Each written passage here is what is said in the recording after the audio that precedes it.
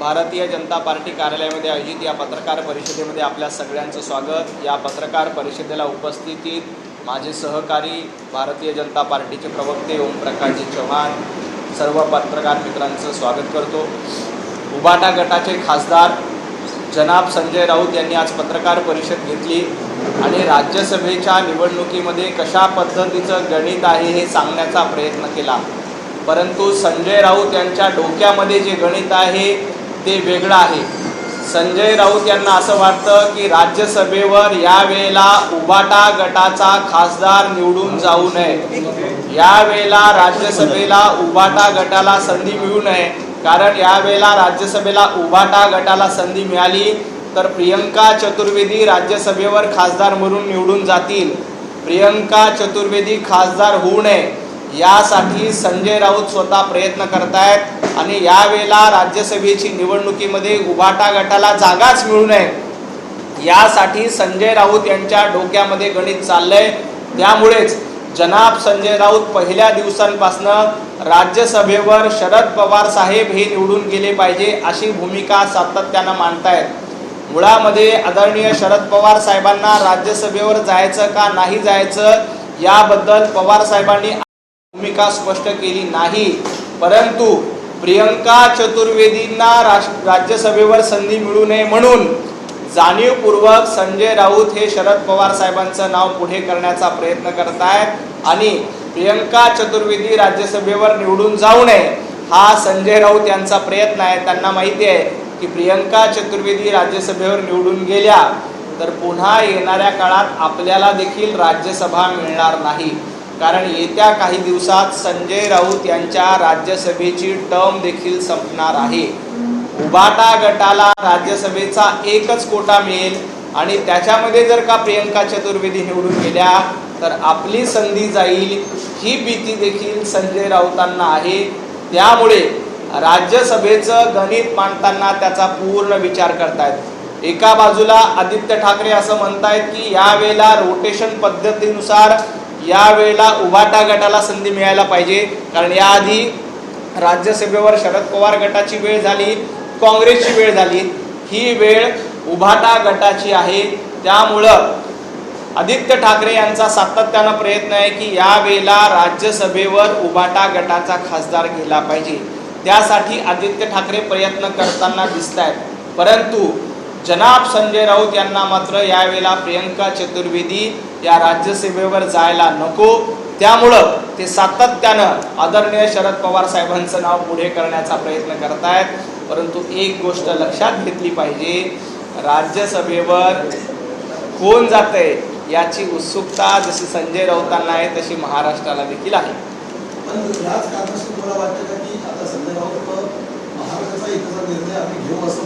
मराठी भाषेत संसदेत हिताचे प्रश्न महाराष्ट्र मांडण्यात पाहिजे हा मुद्दा अधोरेखित जाणीवपूर्वक संजय राऊतांनी आज पत्रकार परिषद घेताना मराठी भाषा हे का करतायत, कारण प्रियंका चतुर्वेदी यांचं नाव पुढे येतंय। प्रियंका चतुर्वेदी उबाटा गटाकडनं निवडून गेल्या तर पुढच्या वेळेला संजय राऊतांना संधी मिळणार नाही, मग आता मराठी कार्ड खेळण्याचा प्रयत्न करतायत। जेव्हा मागच्या वेळेला प्रियंका चतुर्वेदींना निवडून दिलं तेव्हा मराठीचा मुद्दा नव्हता का? तेव्हा तुम्हाला मराठीचा अजेंडा मराठीचा मुद्दा आठवला नाही।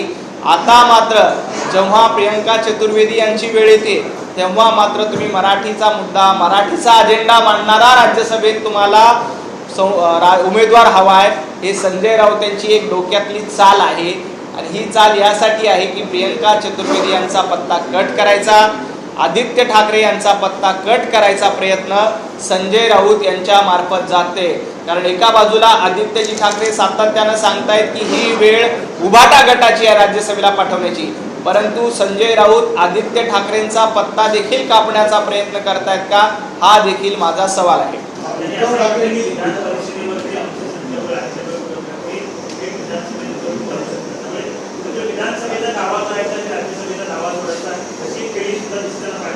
रोटेशन पद्धतीनुसार यावेळेला राज्यसभा आणि विधान परिषद या दोन्ही मध्ये उबाटा गटाला महाविकास आघाडीकडनं संधी मिळू शकते, परंतु संजय राऊत यांना जाणीवपूर्वक राज्यसभेची ही जागा नकोय, कारण त्यांची कॉम्पिटिशन कुणासोबत आहे हे तुम्हाला देखील माहिती आहे। राहिला प्रश्न विधान परिषदेच्या निवडणुकीचा, विधान परिषदेच्या निवडणुकीत देखील उद्धवजी ठाकरे एकट्याच्या जीवावर विधान परिषदेमध्ये जाऊ शकणार नाहीत. त्यांना काँग्रेसच्या कुबड्या घ्याव्या लागणार आहेत आणि ज्या पद्धतीनं काँग्रेस वागते ते बघता काँग्रेस उद्धवजी ठाकरे यांना विधान परिषदेसाठी पाठिंबा देईल का, ही देखील शंका आहे. येणाऱ्या काळामध्ये काँग्रेस देखील आपली वेगळी चूल मांडेल आणि स्वतंत्र भूमिका घेईल याची आम्हाला खात्री आहे. त्यामुळे विधान परिषदेसाठी देखील उद्धवजी ठाकरे यांना दिल्लीमध्ये पुन्हा एकदा सोनिया गांधींच्या चरणावर आपला उरलेला पक्ष अर्पण करावा लागेल. सोनिया गांधींची गुलामी स्वीकार करतो असं सांगावं लागेल. राहुल गांधींची चाकरी करतो असं स्पष्ट शब्दात सांगावं लागेल. त्यानंतर कुठेतरी उभाटा गटाचा विधान परिषदेसाठी विचार होईल. उद्धवजी ठाकरे एकट्याच्या जीवावर विधान परिषदेमध्ये सुद्धा जाऊ शकत नाहीत. भारतीय जनता पार्टीच्या पाठीमध्ये खंजीर खुपसल्यानंतर काय अवस्था होते याचा विचार आता उद्धवजींनी करावा. कधी काळी सर्व राज्याची सूत्र शिवसेनेचे पक्षप्रमुख म्हणून तुमचा आदेश सर्वांना मान्य असायचा. तुम्हाला कुणाच्याही दारात जायची गरज पडायची नाही. तुम्ही 5-5, 10-10 आमदार विधान परिषदेवर तुमच्या जीवावर पाठवले होते. आता तुमची एक विधान परिषदेची जागा, तीही स्वतःची जागा मिळवण्यासाठी तुम्हाला काँग्रेसकडे जावं लागतं. काँग्रेसची गुलामी करावी लागते. हे वास्तव उद्धवजी ठाकरे यांनी स्वीकारलं पाहिजे.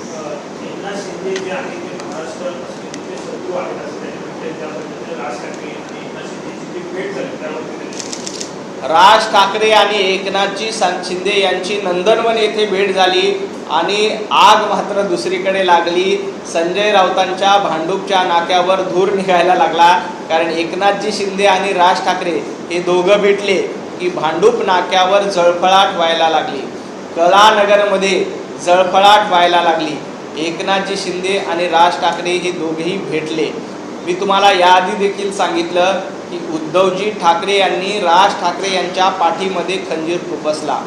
महापालिकेच्या निवडणुकीमध्ये राज ठाकरे एकटे लढले तेव्हा 7 जागा निवडून आल्या आणि जेव्हा उद्धवजी ठाकरे यांच्याबरोबर युती करून लढले तेव्हा मात्र 1 जागा कमी झाली. याचा अर्थ उद्धवजी ठाकरे यांनी राज ठाकरे यांच्या पाठीमध्ये खंजीर खुपसला. मनसेचा केसानी गळा कापण्याचं काम महापालिकेच्या निवडणुकीमध्ये उभाटा गटाच्या माध्यमातून केलंय. त्यामुळं राज ठाकरे येणाऱ्या काळामध्ये उद्धवजी ठाकरेंसोबत असतील का, हा प्रश्न मी सातत्यानं विचारत होतो. आता देखील राज ठाकरे एकनाथजी शिंदे यांच्याशी जवळीक करतायत. एकनाथजी शिंदे आणि राज ठाकरे यांची भेट झाली. याचा अर्थ येणाऱ्या काळामध्ये नवे समीकरण जन्माला येतील आणि हे समीकरण उद्धवजी ठाकरे यांना देखील लक्षात आलेले आहेत. त्यामुळंच त्यांचा हा जळफळाट होतोय. राहिला प्रश्न एकनाथजी शिंदे महाराष्ट्राचे शत्रू आहेत का मित्र आहे, तर याच्यावर महाराष्ट्रातल्या जनतेनं शिक्कामोर्तब केलंय. एकनाथजी शिंदे हे महाराष्ट्राच्या हिताचे निर्णय घेतात. एकनाथजी शिंदे यांनी वंदनीय हिंदू हृदय सम्राट बाळासाहेब ठाकरे यांचे विचार पुढे नेण्याचं काम केलंय आणि बाळासाहेब ठाकरे यांची शिवसेना काँग्रेसच्या दावणीला बांधण्यापासून वाचवण्याचं काम एकनाथजी शिंदे यांनी केलंय. त्यामुळं महाराष्ट्राचे खरे शत्रू महाराष्ट्राचे कोण असतील तर ते वंदनीय हिंदू हृदय सम्राट बाळासाहेब ठाकरे यांच्या विचारांना तिलांजली देणारे उभाटा गटाचे लोक ही खऱ्या अर्थानं महाराष्ट्राचे शत्रू आहेत. सोनिया गांधींच्या चरणावर आपला पक्ष अर्पण करणं म्हणजे महाराष्ट्राची आणि मराठी माणसाशी धोकाधडी करणं आहे, हे उद्धवजी ठाकरे यांनी केलंय. त्यामुळं महाराष्ट्राचं हित एकनाथजी शिंदे बघतात तर महाराष्ट्राचं अहित हे संजय राऊत आणि उद्धवजी ठाकरे यांच्या मार्फत केलं जातं.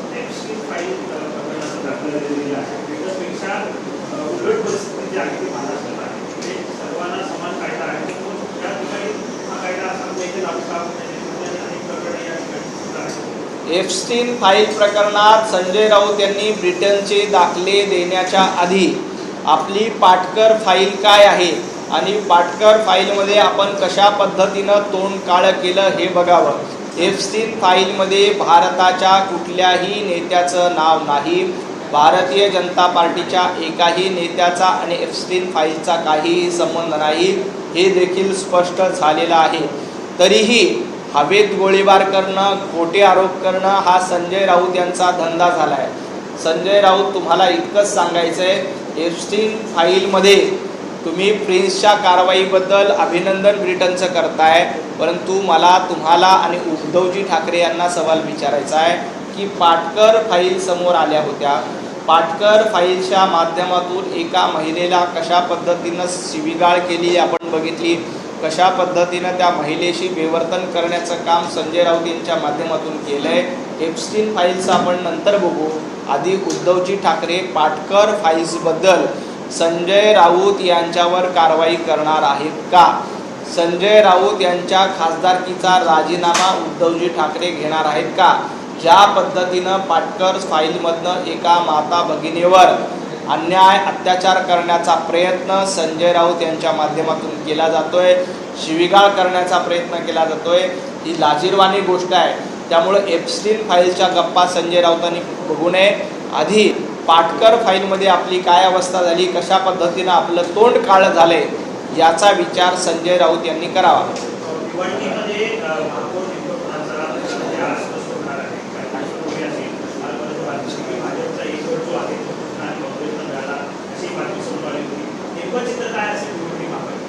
भिवंडी महापालिकेमध्ये थोडा वेळ थांबा, वेट अँड वॉचची भूमिका घ्या. भिवंडी महापालिकेमध्ये योग्य तो निर्णय होईल. भिवंडीचा निर्णय हा अतिशय चांगला निर्णय होईल. थोडा वेळ थांबा, अनेक सरप्राइजेस भिवंडी महापालिकेत आपल्याला बघायला मिळतील. अमित शहाच्या मदतीने हिंदू सम्राट बाळासाहेब ठाकरे यांचा पक्ष सोडला, त्यामुळे तुम्ही शिवसेना प्रमुख किंवा महाराष्ट्राचे प्रमुख होऊ शकत नाही. एकनाथजी शिंदे यांनी पक्ष चोरला नाही, उलट तुम्ही सातत्यानं पक्ष चोरला, वडील चोरला, चिन्ह चोरला म्हणून रडगाणं गाताय. मुळामध्ये एकनाथजी शिंदे यांनी खरी शिवसेना जिवंत ठेवली. अन्यथा उभाटा गटानं काँग्रेसबरोबर लांगुल चालन केलं, काँग्रेससोबत आघाडी केली. वंदनीय हिंदू हृदय सम्राट बाळासाहेब ठाकरे यांची भूमिका अतिशय स्पष्ट होती की मी काँग्रेससोबत जाण्यापेक्षा माझं दुकान बंद करेल, असं जाहीरपणे वक्तव्य बाळासाहेब ठाकरे यांनी केलं होतं. तरीही फक्त आणि फक्त खुर्चीसाठी उद्धवजी ठाकरे तुमच्या मुख्यमंत्रीपदासाठी तुम्ही संपूर्ण शिवसेना काँग्रेसच्या दावणीला, काँग्रेसच्या जोखनाला नेऊन बांधली. एकनाथजी शिंदे यांनी त्या शिवसेनेला काँग्रेसपासून मुक्त केलं आणि वंदनीय हिंदू हृदय सम्राट बाळासाहेब ठाकरे यांचे विचार जिवंत ठेवण्याचं काम कोणी केलं असेल तर एकनाथजी शिंदे यांनी केलंय. याच्यामध्ये अमितभाई शहा यांचा कुठे संबंध येतो? आणि महाराष्ट्रातल्या जनतेनं सुद्धा खरी शिवसेना कोण आहे याच्यावर विधानसभेच्या निवडणुकीत शिक्कामोर्तब केलं, याच्यावर महापालिकेच्या निवडणुकीत शिक्कामोर्तब केलं, याच्यावर पंचायत समिती, जिल्हा परिषदच्या निवडणुकीत शिक्कामोर्तब केलं. उद्धवजी ठाकरे 25 महापालिकेमध्ये तुम्हाला भोपळा देखील फोडता आला नाही, याचा अर्थ तुमची डुप्लिकेट शिवसेना आहे, तुमचा उभाटा गट डुप्लिकेट आहे आणि एकनाथजी शिंदे यांची शिवसेनाच खरी आहे. राहिला प्रश्न अमितभाई शहा यांचा, तर राहुल गांधी यांची बेनामी उपशाखा म्हणून महाराष्ट्रामध्ये उभाटा गटाचं अस्तित्व आहे. राहुल गांधी यांची बेनामी उपशाखा म्हणून महाराष्ट्रामध्ये उभाटा गट आणि संजय राऊत, उद्धवजी ठाकरे काम करतायत, हे महाराष्ट्रातल्या जनतेनं ओळखलेलं आहे.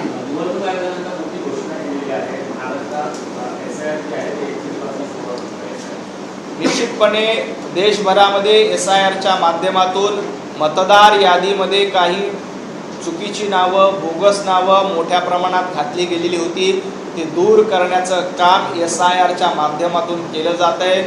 देशभरामध्ये या अभियानाची यापूर्वी सुरुवात झाली होती, परंतु महाराष्ट्रामध्ये जिल्हा परिषद, पंचायत समिती, स्थानिक स्वराज्य संस्थांच्या निवडणुका असल्यामुळं ते काम लांबणीवर गेलं होतं. आता येणाऱ्या काही दिवसापासून हे काम सुरू होतं आहे, त्याबद्दल आम्ही मनापासून या निर्णयाचं स्वागत करतो. बोगस, बांगलादेशी, घुसखोर या सगळ्यांची हकालपट्टी या SIRच्या माध्यमातून होईल आणि मतदार यादी, उद्धवजी ठाकरे सुरुवातीपासून मतदार यादी सुधारण्याचा आग्रह करत होते, राज ठाकरे सुरुवातीपासून मतदार यादी सुधारण्याचा आग्रह करत होते, आता SIR होत आहे. माझं राज ठाकरे आणि उद्धवजी ठाकरेंना देखील विनंती आहे की तुम्ही देखील या अभियानाचं स्वागत केलं पाहिजे आणि जी बोगस नावं आहेत, दुबार नावं आहेत, फक्त मराठी दुबार नावावर आजपर्यंत तुम्ही शंका उपस्थित करत होता. आता येणाऱ्या काळामध्ये सर्व दुबार नावं हटवली जातील. त्याबद्दल मी या निर्णयाचं मनापासून स्वागत करतो. भाजपचे आमदार योगेश सागर यांनी काल मुंबईतील खासगी परिषदेमध्ये छापे मारले होते आणि मोठ्या संख्येने ड्रग्ज आणि काही अवैध वस्तू आढळल्या होत्या. अशा प्रकारे सांगायला यापुढे अशा प्रकारचा प्रकार खपवून येतो जाणार असा इशारा योगेश सागर यांनी मुंबई ड्रग्ज मुक्त करण्याचं अभियान मुख्यमंत्री देवेंद्रजी फडणवीस यांनी यापूर्वीच घोषित केलेलं आहे. ड्रग्जबद्दल राज्य सरकार अतिशय संवेदनशील आहे. कुठल्याही प्रकारे मुंबई असो महाराष्ट्र असो कुठेही ड्रग्सचा कारभार चालणार नाही. याबद्दल गृह खातं देखील तातडीनं पावलं उचलते. काल योगेशजी सागर यांच्या मतदारसंघात असा काही प्रकार झाला तर त्या प्रकरणामध्ये तातडीनं कारवाई करण्यात आली. इथून पुढे महाराष्ट्रातल्या किंवा मुंबईतल्या कुठल्याही भागामध्ये ड्रग्स किंवा त्या संदर्भातले काही गोष्टी असतील तर गृह खातं निश्चितपणे त्यावर कडक कारवाई केली जाईल. माननीय मुख्यमंत्री देवेंद्रजी फडणवीस साहेबांच्या स्पष्ट सूचना आहेत की कुठल्याही पद्धतीनं ड्रग्स पेडलर यांना खपवून घेतलं जाणार नाही. ड्रग्स मुक्त मुंबई करण्याचं भारतीय जनता पार्टी आणि महायुतीचं स्वप्न आहे. ते येत्या काही लवकरच पूर्ण होणार आहे. कारवाई झाली. तरुणांची माती वळवली जात आहे. तलवारी आणि इतर गोष्टी देखील हस्तगत केलेल्या आहेत. फुटबॉल खेळणाऱ्या तरुणांना त्या ठिकाणी रिक्लाइज केलं जात होतं. कसं पाहता महाराष्ट्रात तरी अंतर्गत दहशतवाद काही लोक जाणीवपूर्वक महाराष्ट्र धगधगता राहिला पाहिजे, महाराष्ट्र जळत राहिला पाहिजे यासाठी प्रयत्न करतायत. परंतु गृह खातं पोलीस अधिकारी अतिशय सक्षम आहेत. अशा पद्धतीनं महाराष्ट्र पेटवण्याचा महाराष्ट्रामध्ये दहशतवादी कारवाई करण्याचा कोणी प्रयत्न करणार असेल तर त्याच्यावर निश्चितपणे कारवाई केली जाते. यवतमाळमध्ये जे काही झालं ते पोलीस अधिकाऱ्यांना तातडीनं कारवाई केली आणि यापुढे इतर कुठल्याही शहरामध्ये अशा पद्धतीची दहशत खपवून घेतली जाणार नाही. दुसरा प्रश्न आहे नरहरी झिरवळ यांच्या संदर्भातला. त्यांच्या कार्यालयात जो भ्रष्टाचाराचा प्रकार समोर आला ते विविध स्कीम समोर येत आहेत. कुठेतरी कन्सेशन्स भ्रष्टाचारामध्ये देखील दिलं जात होतं. त्याबरोबर काही विशेष योजना होत्या त्यावरनं तिथले रेट करत होते. धक्कादायक वास्तव हे समोर आलेलं आहे. एका कारवाई झाली आहे. भारतीय जनता पार्टी आणि महायुतीच्या सरकारमध्ये कुठेही भ्रष्टाचाराला थारा दिला जात नाही. याचं उत्तम उदाहरण म्हणजे नरहरी झिरवळ यांच्या कार्यालयामध्ये मंत्रालयात झालेली कारवाई.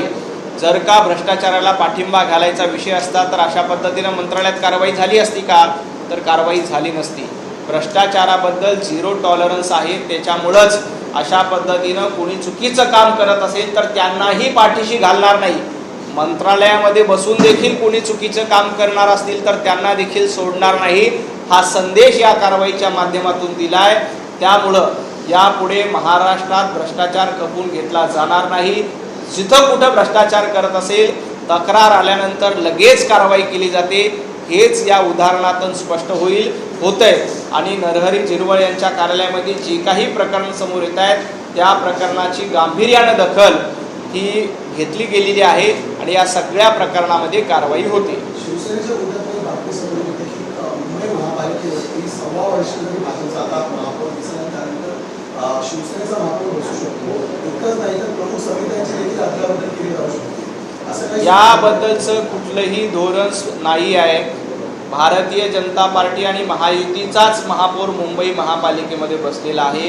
त्यामुळं 5 वर्ष महायुतीचाच महापौर मुंबई महापालिकेवर असेल आणि महायुतीचाच भगवा मुंबई महापालिकेवर फडकलेला आपल्याला बघायला मिळेल. खूप खूप धन्यवाद.